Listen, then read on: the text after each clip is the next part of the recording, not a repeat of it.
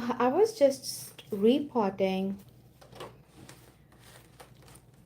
this is snake plant, and I thought that how about we do it together. I have a sphagnum moss with me. I recorded the cleaning process, but I think that just let me make it a little more bright. Okay. Okay. So you can clearly see what I'm doing. I think I have shared the tutorial on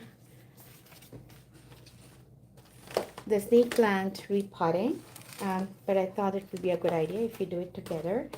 So what we are going to do here for the soil, I have added perlite. The soil is not like there was wet soil, and just to make it a little dry, I have added dry soil and perlite to make sure that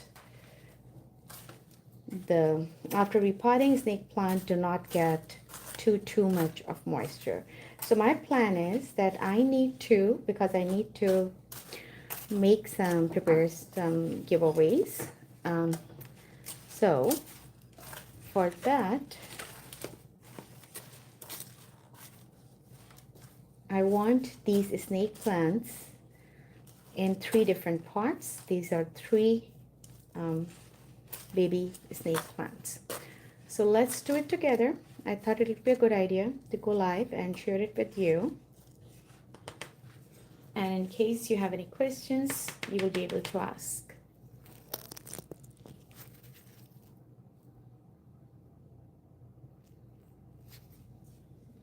Okay, so first of all, I will just remove the sphagnum moss from the surface. This is dry.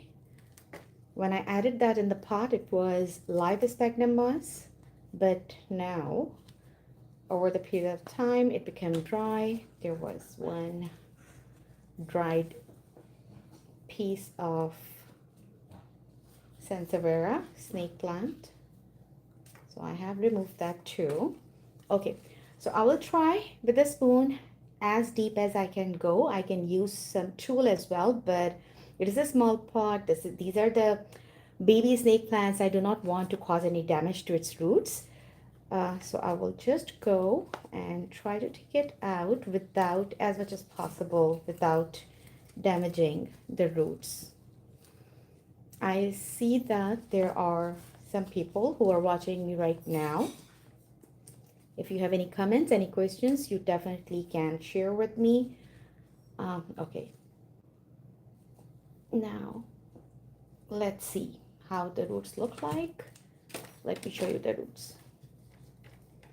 So you see this is small dried stem, like it used to be once upon a time Sansevieria. I can just remove it. Usually the mother leaf dies, and this is the baby Sansevieria snake plant, and roots are pretty intact. I will try my best not to damage them as much as possible, because make sure if you are changing the pot for a snake plant at home, make sure that their roots are not damaged, or during the process they do not get damaged, because in that situation I cannot repot it. I need to keep it for at least a couple of days or a week for callus over. Otherwise it will just spoil the plant. It can absorb extra water that we do not want it to do. Okay, so I will now add soil in the pot. I wanted to add some sphagnum moss as well. This is live sphagnum moss. I recorded the process of cleaning, but I'm not, I will post it. I'm just maybe a little. I do not want it to have a lot of sphagnum moss because it's still wet. I would like to make it a little dry before I add within my plant soil, but a little does not give any harm. And if you are adding dry sphagnum moss, that will absorb excess water from the soil to help your plant.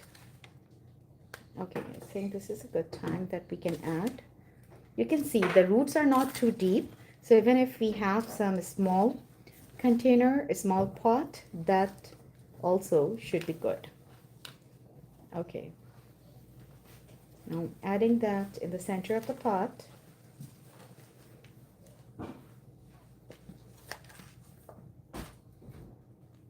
Okay, let's add more soil.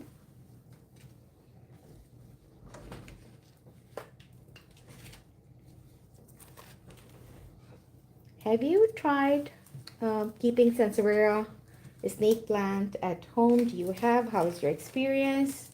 Have you faced any challenges? I think it's going too deep. I really want it to be on the surface so there is no harm. I can just add more soil and then add it on the top. Because it is a succulent, I do not need to, it will not grow like too deep roots. All you need to care for is let the soil dry completely before you water it again. And usually when I'm watering it, I do like to add some plant food if you do not have that. You know, whenever you maybe must be boiling egg sometime or potatoes, the water, you can just save the water, let it cool down, and you can use that water. Just if that's egg, you can directly pour the water. But if it is potato, because it is very strong, the potato leaves, the peel has a lot of nitrogen. It can give it nitrogen to the plant, which is very essential for the plants. So I would say that dilute it a bit, add some more water. And in case if you see that any signs of like root rot, then add some hydrogen peroxide with that. That will help develop healthy roots and keep your plant healthy. Okay, so we are good so far. I'm deciding between adding sphagnum moss or okay, I can do that. Okay, sphagnum moss is acidic in nature. It is really good for your succulents. You know what? If you just, because those who are here, I will give you a treat. Wait, give me a second. Let me bring my succulent propagation that I have done. I was seeing that in morning and it looks really cool. Okay, let me just bring that.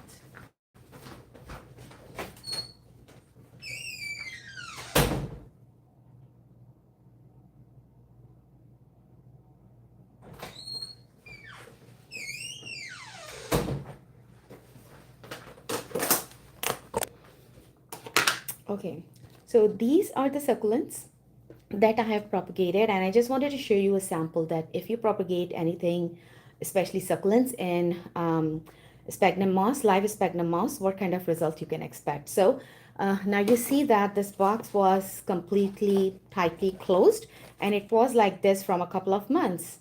And when I added these succulent plants, there are different types. When I added them in the soil, in a sphagnum moss, they were very small cuttings. So if you see on the bottom, like this leaf, that was the only one that I added. And these two leaves, I'm sorry, these two. And the whole bunch, you can see that it has developed on top of it. No need to add water during that time. It is just closed during the whole few months. And it grew really nicely. I think within 2-3 months, I'm able to see this result. So all these succulents were very small cuttings. Usually we see that, of course, succulents do not require a lot of water or moisture because that can damage them and their foliage. But they are really healthy and I'm so happy. Sometimes I just open it, but I'm still waiting and deciding where to plant them. Maybe I will prepare a terrarium today. If you want, I can go live for that as well because I need to prepare a couple. So you can just keep it closed, and if you are using live sphagnum moss or any other moss in your terrarium, but it has to be live, then the moss will not die as well as your succulent will be really happy. Okay, so I need to make one more.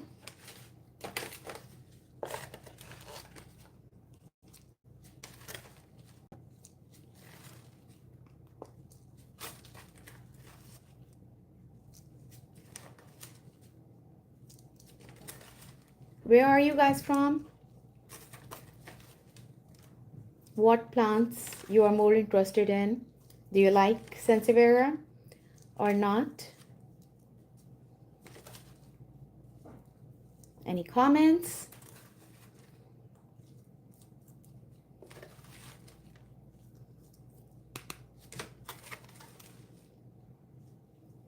Would you like, I'm in Ottawa and it's hot now. I don't know why. We were expecting cold, like this time it should have been cold. It was pretty chillier in past few weeks. So I'm just adding a little bit of sphagnum moss on the top, in the top layer, just to give my Sansevieria acidic environment. This is live sphagnum moss that I just have added in the soil.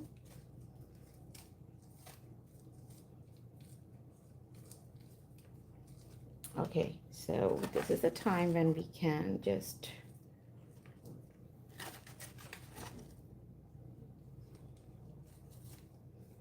could you please share where you guys are joining from?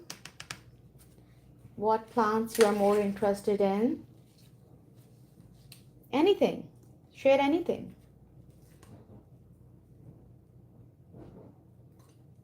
Okay, so now look at this.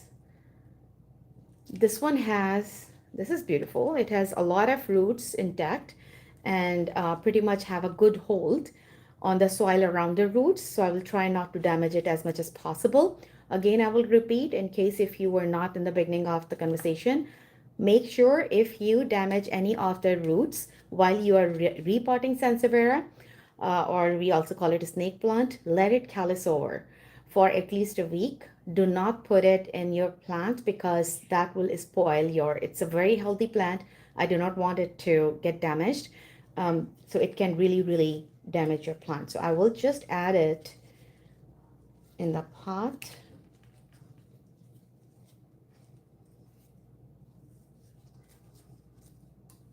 And we'll add some soil on top of it to give it a little more grip.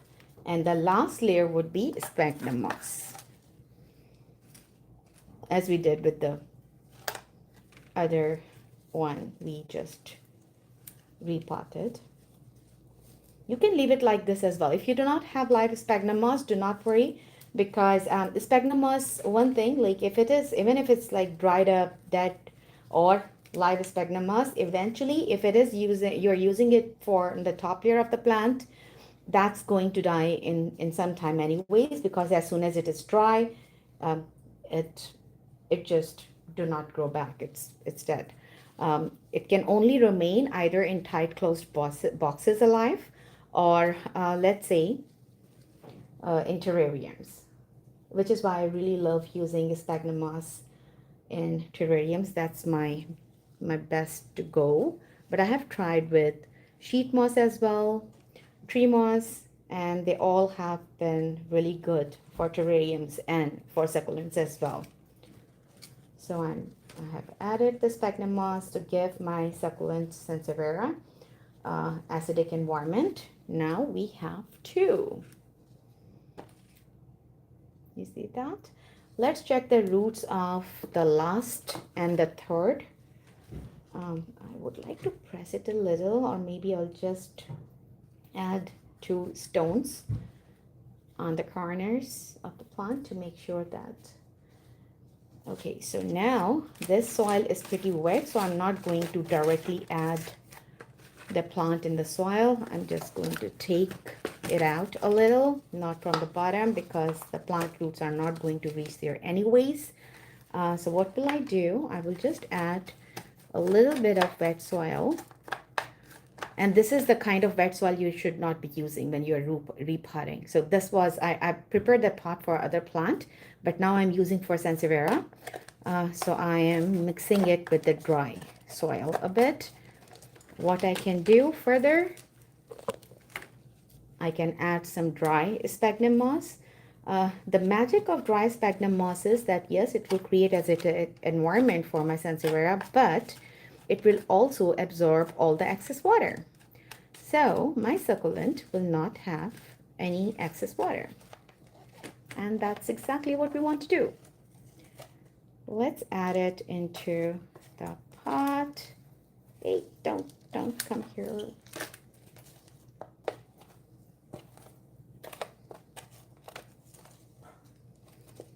Would you like to share where you guys are from? What kind of plants you want to learn about? What plants you currently have or experimented in past or maybe experimenting now? I have to repot some of my monstera. My cat pretty much have destroyed some of the leaves or some of the monstera plants. I have a couple. So if I will get a comment, I probably will repot that monstera live as well. But if there is no interest, I definitely can just do it by myself. Okay, so let's see how much roots this third baby plant has developed. And this is, oh my God, okay, it has a good hold on the soil. And that tells me it is the most developed rooting system here. And don't worry about this. You see, I never separate the mother leaf when I propagate Sansevieria snake plant. And it just become dry eventually afterwards. And we can just remove it while we are repotting. We don't need it anymore. And now I'm going to go, now it's removing the sand and that's fine. But you can see the roots, right? So I'm adding it. Okay, so no one wants to see live monstera repotting. I'm not seeing any comments. It means that no one has any interest in watching live monstera repotting. Oh, do we have comments or not?